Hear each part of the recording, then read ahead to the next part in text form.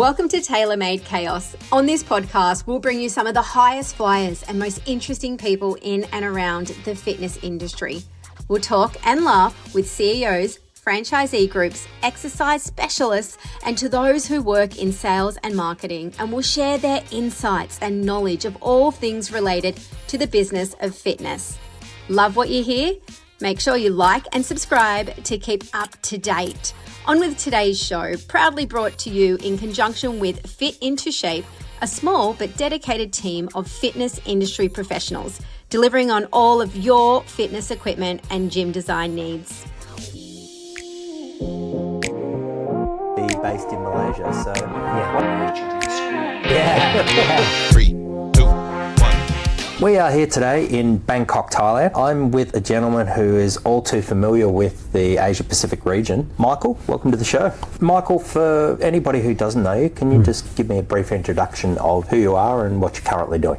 Yeah, no worries. So my name's Mike Paul. I originate from Wales. My role at the moment is head of sales for APAC for Scalcor. So Scalcor is a Miami-based fitness equipment company. Broad SKU list, so full spectrum of pin-loaded, plate-loaded, cardio, HIIT series. My role at the moment is to work with the distributors that we currently have and to expand our distributor network to help grow the brand. Wonderful. So you said you're Welsh, Yeah. Michael, and you live in Malaysia, is that right? Yeah, based out of KL. I feel like there's quite a story to be told how a young Welsh buck got to be based in Malaysia. So Yeah. why don't we take it right back to the start? Talk to me. Whereabouts in Wales did you grow up? Yeah, really interesting because this is genuinely the first time that we've spoken about this, yeah? Yeah. And one thing I said is the story is quite a wild story. So without going too far back, I think it kind of intertwines in why I'm here. So fitness have always been in my blood. I remember back in the day watching like the Rocky and the Sylvester Stallone movies and Arnold Schwarzenegger. So at a very early age, I was always doing physical activity. Yep. That kind of got sort of nurtured in school, and I was always like football team captain, rugby team captain, always doing sport. That then I was almost to an obsessive level. I remember being 10 or 11 and waking my mum up at 5 o'clock in the morning, doing runs on a riverbank in a really rough place. So to go back to your question, whereabout did I grow up? I grew up in Grangetown in Cardiff, which is like an inner city in Wales. Not a very affluent area, quite rough. Yep. When I grew up there, sport was always my outlet though, so I was always out in the middle of the street playing football till daylight darkness really. Yeah. And then I think that carved my choices as I grew up. Showed a natural aptitude to rugby, the physical side of rugby, very early on, about 11 or 12. That helped me choose from football to rugby. And then that journey started of being a rugby player, getting better, practicing intently, trying to be the best I possibly could. Yep. And that what guided my teens. So school really was just something I needed to go to. And it allowed me to play a bit of rugby, but it was all based around rugby on the weekend. So it was where we were going, tournaments, rugby. That went on until youth level really, and then at youth level I had a bad injury. I had my first ACL reconstruction. Stepped away from rugby a little bit. Yep. Then I sort of ventured into martial arts. So I got my sister took me to a gym and we started doing MMA, early MMA. This was before UFC properly or before it was like really kind of popular, mainstream. Yeah. This was backstreet stuff. Yeah. And that's what I started doing that. So that kind of took my focus for a number of years. I was fighting every day, training every single day. Did have fights, like fights in the gym, and then I had one really big cage fight, as it was called back then, and now is unbelievable. But it took my focus off rugby and it really gave me a lot of confidence. I absolutely loved it. And then really randomly, this was when I was in university. When I was in university, I was doing multiple jobs, doing the MMA, doing a science degree. Weren't really passionate about it, but it was what I was told to do. Yep.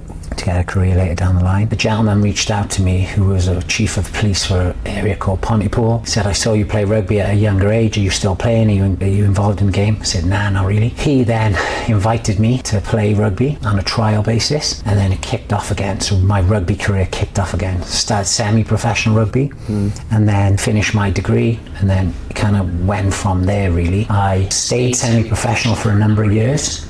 did a few odd jobs, opened a pest control company, still doing semi-professional rugby in South Wales. And I kind of felt like the rugby dream was kind of gone to a degree. And then it kicked off. I had a really good season, and then a professional contract got offered to me. Then I actually sort of sidelined the pest control and dived into professional rugby then. Wow. So, well, I was going to say earlier, you know, when you grow up in a pretty rough neighbourhood, you either become one of two things: a really fast runner or a really good fighter. And it sounds like you did a bit of both, so yeah, it's not a bad combination. Yeah, I think I had my ass kicked a few times early doors, and I think I developed into my physique. Yep. I was a really small kid. Yep. And I think part of my fascination with the MMA and that was because I didn't want to be vulnerable. I had experience of bullying and stuff like that in rough neighborhoods and rough schools. And then I started to grow, and my mindset and my physique started to align, I would say.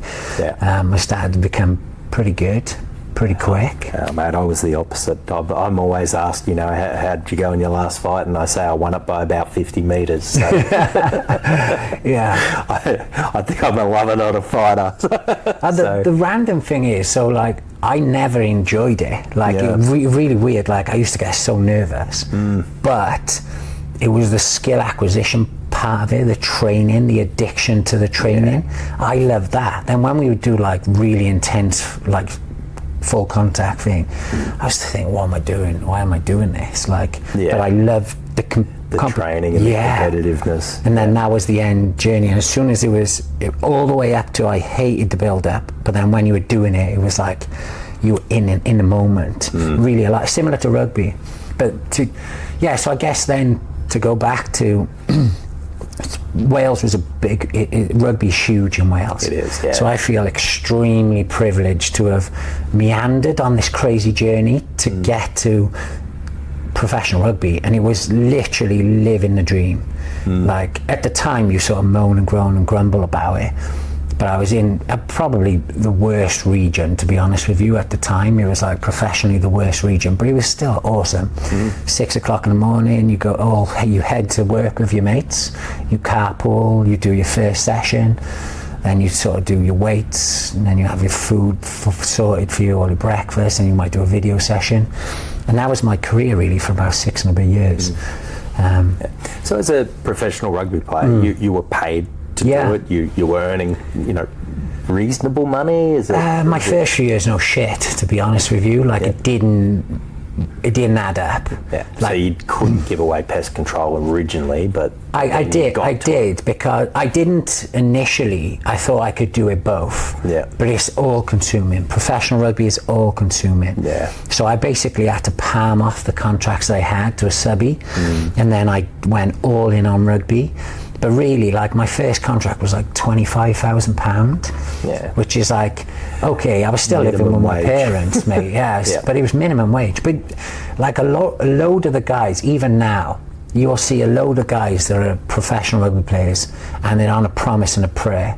And by that I mean they're on development contracts, or they're on highly incentivized commission-based contracts, where you pay like a cumulative. You get paid by the games that you consolidate, if you will. Yeah. So, it was a leap of faith. But again, it was like, I'm only going to get one chance at this. Yeah. But, well, you know, I think I watched quite a bit of Gary Vaynerchuk, and you know, he talks about, you know, he developed his dad's liquor store until he was about 33, and he's only now 47, 48, and he said, you know, what he's managed to achieve in 15 years, he said people think at 50 they're old, but really it's only young, and you can accumulate wealth and mass, everything, you know, very quickly. So we're kind of going off path, but my point being is doing something for money is not necessarily the be all and end all. I think there's always time to earn money and make money, and hopefully that's what you're doing now. But you obviously went on to develop, you know, and I think, what was it, 7 or 8 years that you played professional rugby for? Yeah, roughly. It came to a pretty catastrophic end though. So I went, my career was effectively build momentum, and I played extremely physically. So I punched way above my weight. and I just didn't have the physical size to be able to play the way I did at that level. I got away with it at lower level because the average size guy is smaller. Yeah. But at that level, you're talking about monsters of humans. Like I say this all the time, like they're 120, 130, 140 kilos is not unheard of. But because everyone's the same size, they look like normal human beings. Like I was playing at 95, 96k, 6'2", 95, 96k, and I was one of the small dudes. These guys are massive. So for me, I was playing a type of rugby at the top level that didn't suit my frame and my size. So my whole career was gain momentum, prove what I could do, earn my spot in the team, and then it was only a matter of time before something broke. And I had over 15 operations through my career. Wow. Both ankles, ACL reconstructions, and the last one that ended my career, I broke my neck. Wow. Yeah, I had a multifaceted fracture dislocation of C6 and C7. So I had surgery in the front on halo, surgery in the back, bone grafts from my hip. So it was a wild experience. You weren't wrong. It's a pretty wild journey. Yeah. So how long did that, I mean, you said it ended your rugby playing. Obviously it's had pretty major effects for your life choices moving forward. So like, tell me about that. What happened? You're playing, you got injured. Yeah. Stretch it off the field. Yeah. So it was in a game. The game went really well. Scored 2 tries, got man of the match. Literally, if you look that up, last 3 minutes, it was a very close game. And if you should start before that, I had my debut for the Scarlets. I came on as a sub out in Ireland against Munster. Worked my ass off for years. Broke my ankle, had a really bad fracture, plates in my ankle. Got released from the 1 team. Then got picked up by the Welsh Sevens. And then the Scarlets. So I signed like a conglomerate contract. And then I basically worked my ass off to get into contention to play. I went on as a sub, got an illegal tip tackle by Nigel Owens. He sent me off. Right. It's still on YouTube, that is. And I got dropped down to the Premiership team, so the team below. And I thought, right, my job is to prove that I can get back up there. Game went really well. 2 tries, last 3 minutes, I thought I can close out the game with a big hit here. The guy double pumped, I could see the pass coming from a mile away, and I thought, I'm just going to empty this guy. And I flew out of the line, everything I possibly could, threw it at him, but he slipped and squared up, and I caught him head on his sternum, and I felt like a crunch, and it was a weird, like, electric screech.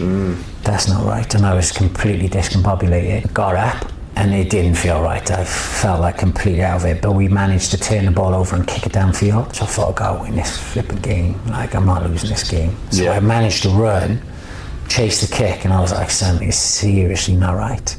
I thought maybe I might be a little bit concussed or whatever, but it felt way different. Then they came back my way, so I ended up like throwing myself into another tackle, and then it was done. That was it. It was, I lost complete movement in things. So that was it. Amazing. The medical attention I had was unbelievable. And they immobilized me straight away, ferried me off to the hospital, the emergency ambulance. And then very quickly then he was like, this has gone downhill big time. Yeah. My brother, my family were there, and then they were saying, okay, we've x-rayed him. There's something majorly wrong. So they then emergency transported me to another hospital, to the spinal care unit, and then from there then it's kind of like a bit of a blur. You're like, look, we need to put you on traction almost immediately. And that was this screw into your skull, and what they do is they pull the discs apart, and then they started the different surgeries. So from there then I had sort of like semi-paralysis in my right arm. I couldn't move it properly. I completely lost loads of strength. And I was like, okay, I gotta get back. Started to rebuild, and very quickly it was like everyone I was speaking to were like, me, I'm never gonna play again. Did you have a wife or a partner? No. At that time it was really weird, mate, because just obsessed with footy. It was my whole life. It was like I didn't have anything other than that. So it went from like that being the sole focus to on my mum's sofa just like, what do I do now? I'd lost a load of weight. I'd lost like 15, 20 kilos. Just atrophy lying in bed. And I was like, for a while I was still a little bit delusional. I was still like, I'm gonna get back. Yeah. But then as you see some more specialists, they're like, mate, you're not gonna play. You've got bits of your hip in there, you've got bone missing, you've got plates in there. So, I mean, did you go through some sort of mental challenges then, like into depression and... Not depression, for a bit, because you live quite a strict life. My normal pattern was incredibly clean living and focused until I got an injury. Then I would just go mental. So I'd go out on the smash with the boys, get in absolute mayhem. Yeah. And then I would sort of like get to a point where it's like, okay, I need to focus on rebuilding myself again to get ready to play. So there was this cycle. So initially I went through that autopilot cycle of like self-destruct. I'm going to be off for a few weeks, I'm going to just do this. But then as it sort of dawned on me, like, oh, there's no coming back from this. I need to start rebuilding rather than continuing this cycle. So I remember really one profound moment where everyone kept saying, oh, you must be devastated, like your career's over. And I remember just thinking, like, I don't feel like that. I feel really lucky. The ward that I was on was wild. Like, there was one guy, weird guy, had ingrown hair in his spine that stopped him walking, so he would never walk again because of this. Yeah. Another guy was climbing up a ladder, cleaning detritus out of his neighbour's guttering, and the ladder slipped and his collarbone perforated his spinal cord, so he'd never walk again. And then I'm there kind of like, well, I was playing rugby, I knew the risks, it happened, and I've just had 3 surgeries and I'm walking out. So it was this real weird like head fuck of, I'm a pretty lucky guy. I'm a lucky dude. Yeah. So I had this weird moment where I was like, I was still in a brace, still had like bandages on my head, stitches in my throat. I remember going for a walk and just being like, why am I able to do this? Like, why am I able to walk and those guys are not? And like, how lucky am I? How close was it? And everyone was like, mate, every specialist I spoke to were like, you should not be walking. The amount of dislocation and deviation of your vertebrae, your spinal cord should be dusted. And I just don't know why. So I went through this really weird thing where in Wales, like, everyone likes to see you doing well, but not better than them. And they also can't wait when you fall. Yeah. So I'd go to Tesco's and I'd see all the people from school, and they'd be like, oh yeah, gutted. What are you going to do now? And I'd be like, well, I haven't got a clue, mate. I'm trying to figure out and process what's just happened to me. So you finished your degree. Yeah. So you had an education. Yeah. But you didn't know what was next. Yeah. So what was next? Yeah. So I ended up, I didn't make this choice. A guy that I used to play rugby with said to me, I've got a coaching role out in Ireland. Do you want to come and do it? And I was like, I haven't really got anything else going for me at the moment. No one's really offering me any jobs. I knew I didn't want to go back into the degree stuff because I'd done that after university, and it was so. He said, look, you can come out, we'll pay you, we can get you accommodation, we can do all that. And it just seemed like an easy gig. So I went out, met the guys, and they were cool. They were like a lower division Irish rugby team. Yep. And I did that, and it was okay, but it's hard to say this without sounding arrogant, like, it was part-time. Yeah. So your expectations on those guys, like, I constantly kept thinking, I'm asking too much of these guys. I'm putting all this in and they're not doing what I need them to do. I had an amazing time out there socially. As a bloke, I was a bit messed up. So then it was kind of like, I don't see myself doing this for a long time. Rugby had kind of bittered me a little bit. So then I was like, I'm gonna go and visit my mate in Australia. One of my really good mates is living in Australia, and I've promised him that I'll visit him. So I went into a travel agent and said, I want to go to Australia. Bearing in mind I'd had a big insurance payout, so I had a payout of about 100 grand, roughly, let's say 90 grand, something like that. Not enough to not work for your life, but enough that you could. Yeah, there was a level of comfort. Yeah. A level of sort of like, well, I've got options now. So I went in and I said, how much is it to go to Australia? They told me, how long will it take? They were like 20 odd hour flight. Yeah. So I was like, what? So I said, well, let me have a stop off. So they said, oh, okay, 7 hours to Dubai, then you can go from there. I've got 7 hours. I was like, let's break that one up. I ended up booking a trip to like 25 different countries around the world. And I was like, this is what I'm going to do. So I said to the rugby guys, look, I'm not going to continue the contract. I'm going to go on this mission to find out what I'm going to do next. So that was what was next. So effectively went through Europe, different countries, just sleeping in like hostels and doing all this stuff, getting way too drunk and getting into chaos along the way. And then went to Dubai. And the reason I mention this because as it comes back. So I met a girl in Dubai, and it kind of like, we hit it off. It was a bit like exciting, she was pretty, and so I met her, thought there was some potential there, and then I carried on travelling. But she was an air hostess, so she met me a couple of times on the journey, and and I got to Bali, and I'd done a load of other countries through Asia and stuff. And I was burnt out, mate. I'd done this for a number of months and traveling on your own, like at the intensity that I was doing it. And she was saying that if you want to make this work, you need to stop all the crazy shit you're doing. You need to come to Dubai. So I got to Bali. I'd spent a shitload of money, and I was like, what do I want to do? Like, what am I going to do? So you didn't make Australia in the end? I didn't even make it. I mean, I for a year later, I was getting notifications. You've missed a flight to Fiji. You've missed a flight to Las Vegas. The trip, it was like a round the world trip that I never made. And my poor mate, I still haven't been there. So, yeah. There you go. You'll have to come visit your distributor in Australia and see your mate. Yeah. It's wild. So in the end, she said, you need to make work. So I thought, hang on, let me figure out what I'm going to do if I do go to Dubai. So then I went back to the UK, and he was like, am I going to go back into science, oil and gas and stuff like that? I don't know, but I can explore it. Pest control potentially. But one thing that was really consistent through my trip was wherever I was training. So I was still... Fitness was there. It was there, mate, and it never left me. It was the most consistent thing along the way. Yeah. So I was like, why don't I just try fitness? Why don't I just try that? I'd always geeked out in the strength and conditioning sessions in rugby. Yeah. I'd always be like, why are we tracking this? Why are we tracking that? So I thought, I'll do that. So I started a PT. This is a random one. So I started a PT qualification, and then flew to Dubai. And then when I was in Dubai, I was like, still flirting with the idea of the 3 potential jobs. And then she introduced me to a company in Dubai, and through her and that network they offered me a job. I was like, I haven't even got a qualification. They were like, you need a degree. So did you get the girl in the end? Is there no happy ending there? It didn't pan out very quickly, but you're forever grateful to a degree. But place that she introduced me to was probably the biggest influence on my life since rugby.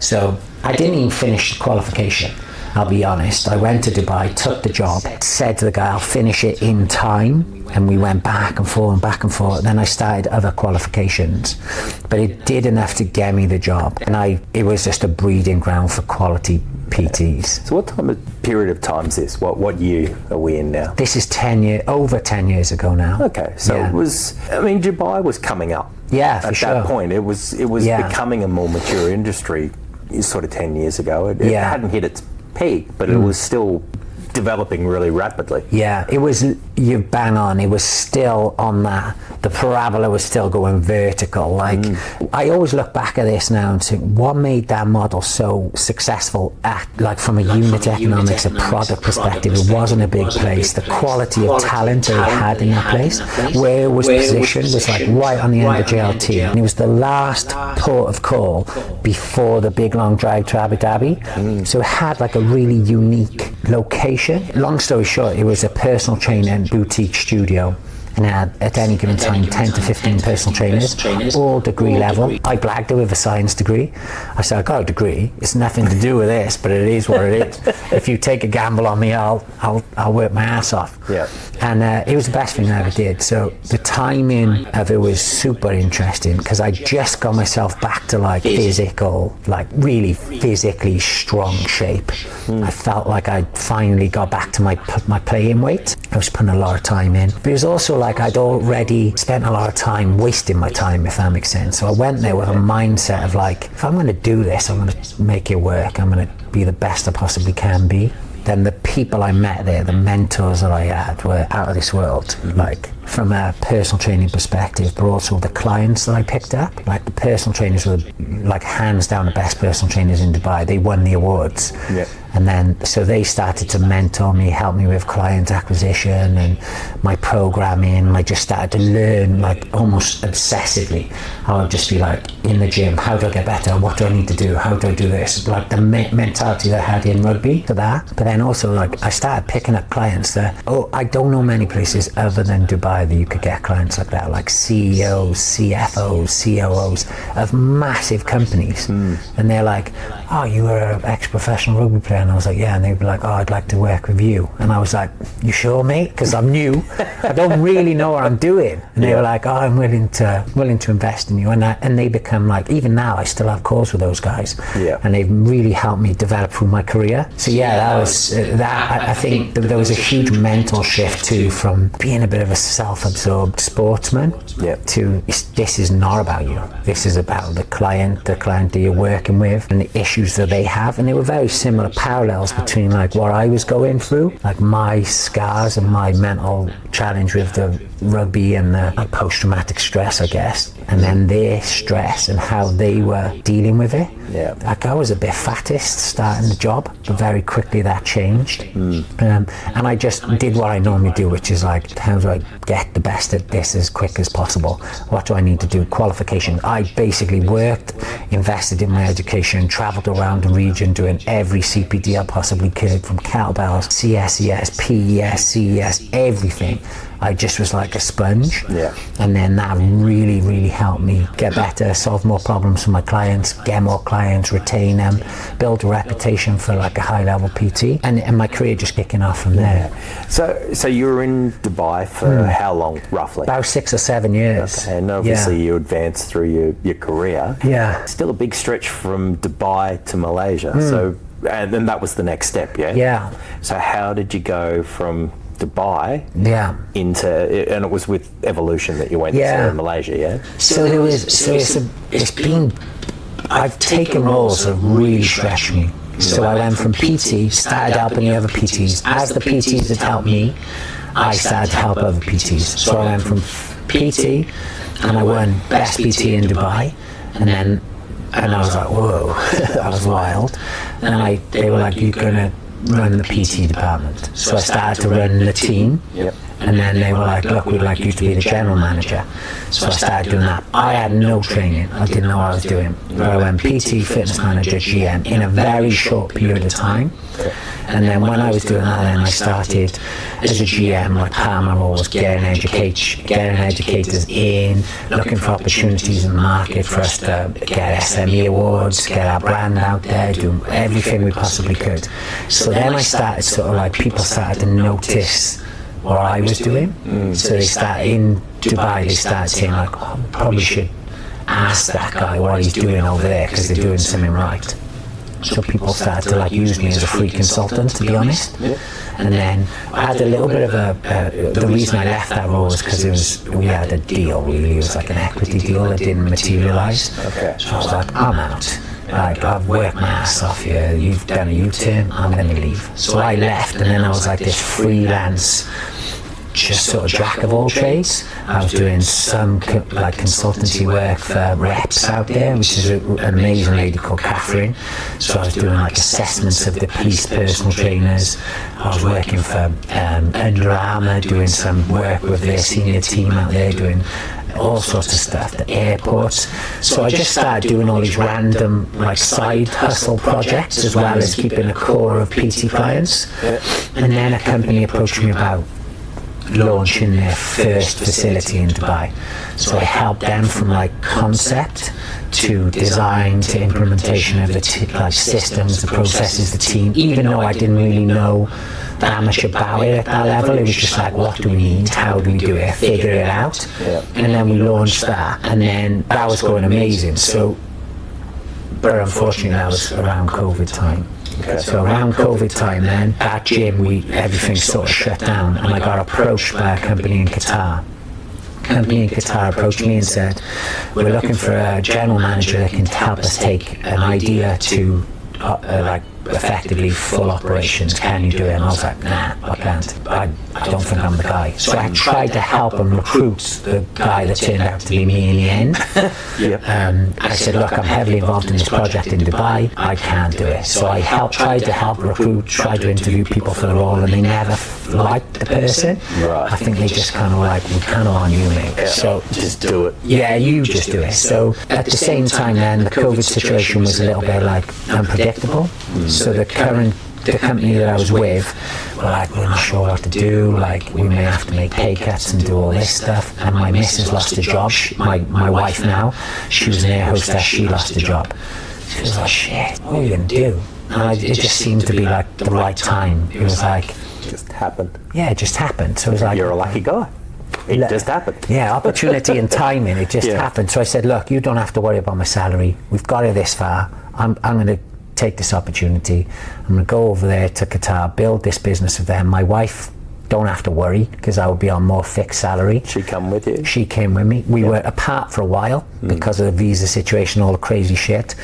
And that's what happened. That was an incredible learning process, because Qatar is not like Dubai. There's so many challenges, and imagine trying to build a business over WhatsApp conversations. The two ladies were very affluent, mid-20-year-old women from a very powerful family, and all they really had was like design and ideas and this space that they committed to.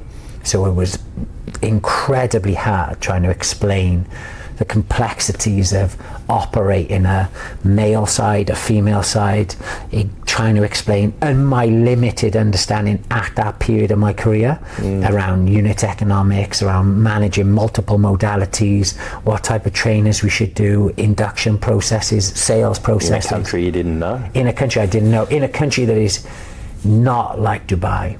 No.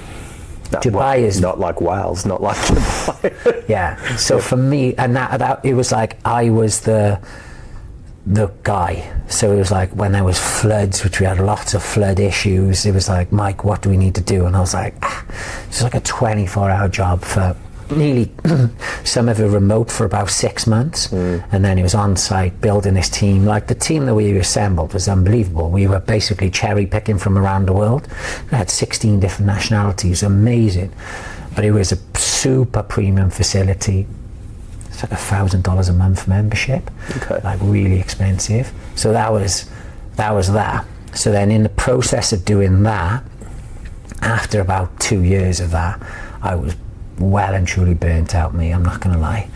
I was knackered. I don't get me wrong, saved a lot of money, we got married in the meantime and stuff, and I was really proud of the team that we created, but it was so unsustainable. It was like, I can't keep like the stress level of being on call all the time and being the point of contact for all the decisions, especially around that time post-COVID recovery. And so I was kind of like, I don't think I was looking for an out consciously, but then an out offered itself to me, because I was always much more aligned with the PT and the GX side of things, not so much the salesy bit.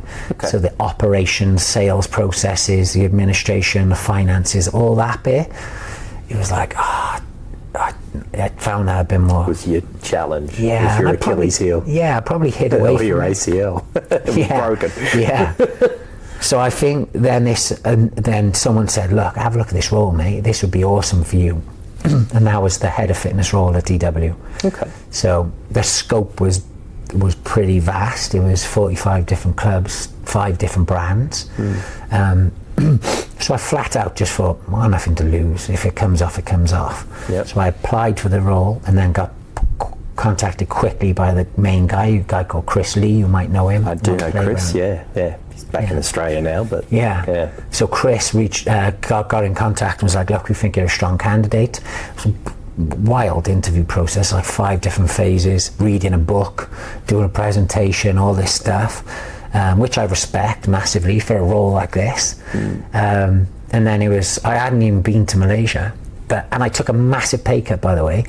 I mean, pay rates aren't huge in Malaysia. So I had the fortune of living up there for about 4 months last year, and you know, I mean, money goes a long way there, but being engaged in that country, the pay rates aren't great. Yeah. So for sure, it was the scope and the learning that attracted me. Like even the interview process, I was like, I think I could grow here.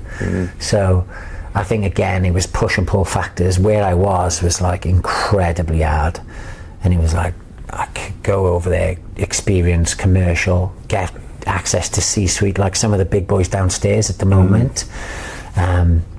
And I thought, let's do it. So I took that role then, and it was everything that I imagined and more, to be honest with you. Okay, so it ended up being a good thing for you. Yeah, it was big relocation though from Qatar to Malaysia. So you moved a lot in your life. I think there's a strategic element to that. Yeah. So I think you have to be willing to move to opportunities. I think if you stay where you are, you're limited to the opportunities in that market. So I think if you understand that I see it as like a sprint. I see it as a sprint up a ladder. So you've got to try and get as high up the ladder as you possibly can without stepping outside your competence level too much. And there's always a trade-off between like financial remuneration, location, what it's going to offer in terms of education and skills. And I'm always sort of thinking like a rugby player, like, is this a 2-year stint? Am I going to work here for 2 years, leave the shirt in a better position? Is it going to grow me as a person? Is it going to be better for me over the 10-year long run? So I was always thinking like that anyway. The relocation was like, it's just another country. Whatever. It's new culture. It's new opportunity. Like my wife had been here. She been to Malaysia, and she'd said she really liked this. She liked this pace of it. It was far more like the infrastructure was far better developed than you would be made to think. So for me, it was like we did a deck. It was like pros and cons. Malaysia. I think she filled it with more like beach photos of Penang rather than KL. Yeah. And I was kind of like, whoa. So yeah, it was pretty easy. The induction was okay. Like the senior team, like made the transition okay. So yeah, and then it was head of fitness role. The head of fitness role is, I personally think in the fitness industry, that's one of the most challenging roles in across ops. Definitely. So you relocate, you're in Malaysia, head of fitness. Yeah. Chris decides he's going to Australia. Yeah. Naz has left. He's gone back to good. I don't know if you knew Naz. I didn't. It was before my time. Yeah. Rich Hudson had left. Like a lot of the key people within that evolution wellness team had left. I guess that was an opportunity, but also difficult when a lot of the IP had left the key people, right? Yeah. I've been told that I left I joined at the worst time. Well, Simon went back to the UK as well, so it was... Simon had gone fractional, so just as I arrived, Chris Lee had made an announcement, said, look, you're not going to report to me, by the way. You're going to report directly into country manager at the time, which is AP. Right. I'm going to be focusing on growing GoFit and doing the franchises over there. So it was just before he went to Oz. Right. And then Simon had gone to fractional, and there was this sort of power struggle between the countries. So I kind of came in and I was kind of like, what's going on? And we had a new CFO, and the new CFO was not from the fitness industry. Yeah. And she was a very particular type of CFO. I had a really strong relationship with her. I actually was on a coaching course with her and got on with her really well. But the EW leadership team was quite established by then. There was sort of like Mark Buchanan, there was DP, David Prosser, there was AP, a number of other sort of big, heavy-hitting guys in the business, and a new CFO that came in with a particular way of operating that created an amount of turbulence at the top that you couldn't help but notice. Yeah. So I was kind of like, whoa, trying to figure out the role as it went. And in Malaysia it was particularly hard because I worked across Fitness First, Celebrity Fitness, Chi Fitness, Fire Fitness and GoFit. Fire Fitness not so much, and GoFit a little bit. But it was different brands, different commission structures, different processes, different teams, different cultures within those businesses. So it was like, you were head of fitness for essentially all of 5. it. Wow. Yeah.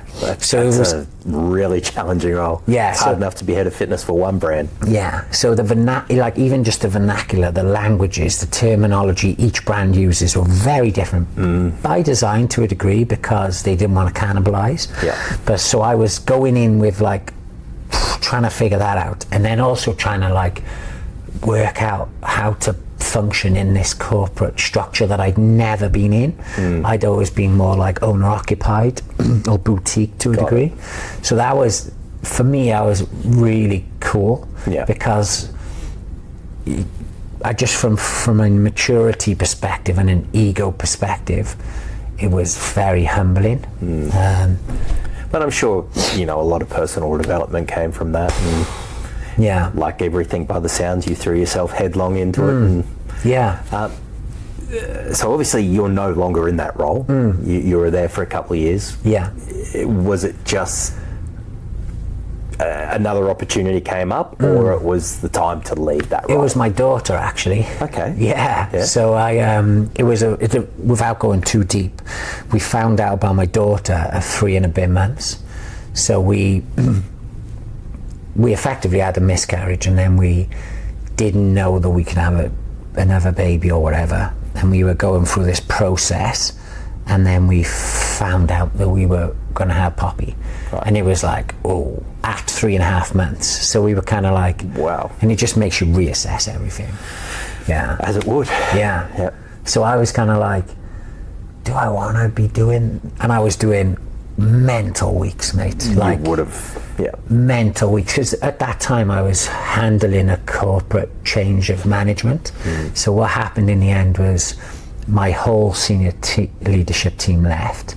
So AP, Emma, Terence, who was the head of Fitness First, they left, and then DP and the Indo team were coming over to manage, and I was basically the senior in Malaysia to help knit that change management process together. So I was kind of like playing the field in a way, like, guys, they're going to be awesome, they've got a lot of clear processes that we can implement, but I was also managing the fallout of the old senior leadership team leaving. And it was just a lot of on the ground conversations with general managers and fitness managers, reassuring them that they're going to be okay and the business is going to be okay with the new direction from DP into diet. And when we found out about Poppy, it just was like a massive hit of perspective, and I was like, I don't know if I want to be doing 80 to 100 hours a week. What do I want to be? And I want to be a present dad, I want to be a present partner. So I was like, there was a massive misalignment there. I really liked and got a lot of respect for DP, so it wasn't an easy decision, because I really wanted to help him in the mission, because it was a mission, mate. EW was a mission. So I wanted to be a part of it, but it was just, for me, it was like, nah, mate, this ain't gonna work. So I chose to step away. I just said, look, it doesn't. I managed the transition, I managed the team handover, and then I left. I didn't have even anything to go into. I just thought, it was time. It's time. And it's also like, it's time to be present there. So that's what I did. I ended up doing all sorts, like doing consultancy work. I did PT. I opened a HRD training provider in Malaysia, and developed and delivered some workshops for. There's a big fund out in Malaysia you can get access to. So I did that, and I just did whatever I could to pay the bills, to be present as a dad and be there for Poppy and Lauren. And it was amazing. The relationship I have now with Poppy is like best mate, like, do you know what I mean? Like, that was why I took the choice to do that. Did it impact us financially? Probably. Didn't allow me to invest as much, but I'd only get one shot at being a dad, so so how did the role come up now that you're in? So we went back to the UK for a bit. I did lots of different things there. Fortunately, as part of EW, they put me through coaching qualifications like neuro-linguistic programming and ICF coaching framework. So that allowed me to pick up some work in the UK. So we stayed there for a bit, and then a role back out in Malaysia came up. In the process of doing that role, I met the Skelcore guys. The role that I went back to Malaysia for was to grow and scale a fitness business, but they didn't deliver on any of the deliverables from their side. Yeah. So, but in the process, I met Sean, who's one of the owners of Skelcore, and just hit it off straight away. Like, really just a top bloke, to be honest with you. Yep. High integrity, very ambitious about where the company wants to go. And he said, look, if this doesn't work out, let's have a conversation. So it became apparent quite quick that the company had overpromised and under-delivered on the agreement that we had. And so I had a number of things. It was like, if this doesn't get delivered by this date or this gets compromised, I'm going to step away. It was tax in mind. And then I stepped away, and then I said, look, I'm out now, I'm a free agent. Do you want to have a conversation? So then he said, yeah. So effectively, Sean said he was handling APAC initially, and we were developing distributors and developing new markets. But he also has a number of other businesses. Yep. And he was like, I'm stretched. He was like, I need someone to come in and support. Do you think you could do it? So we had a few back and forths, and I was quite open. I said, look, I don't know if I can do it. I've been ops for 10 years. I know that world. I'm not sure if I'm your guy on this world. So we've kind of entered like a sort of trial, a trial period of like, can I do it? And what I need them to do and deliver on work outputs and financial targets. Can I build the relationships and trust with the distributors, and can I build more distributors? And also, is this where I'm going to be? Is this where I want to be? So still early doors in the process. Yeah. Skelcore is quite a new company, trying to get a slice of a very mature pie. So it hasn't been like complete plain sailing. No. Look, you've come to the dark side, and the dark side is not. It's not all that people think that it is, but it's a lot of fun too. So, yeah. Well, I hope it goes well for you. Yeah. So mate, you're living in Malaysia. Yeah. You got your wife, your daughter. Is your wife back working, or is she happy being a mum now? Yeah, we kind of made a very conscious decision. Primary carer is the one who should be doing the majority of the hands-on parenting for at least the first 3 to 5 years. Yeah. So it's like, if that costs me breaking my back to do that and facilitate that, that's what I'll do. Don't break your back, you broke your neck. Yeah. Let's keep the back in order.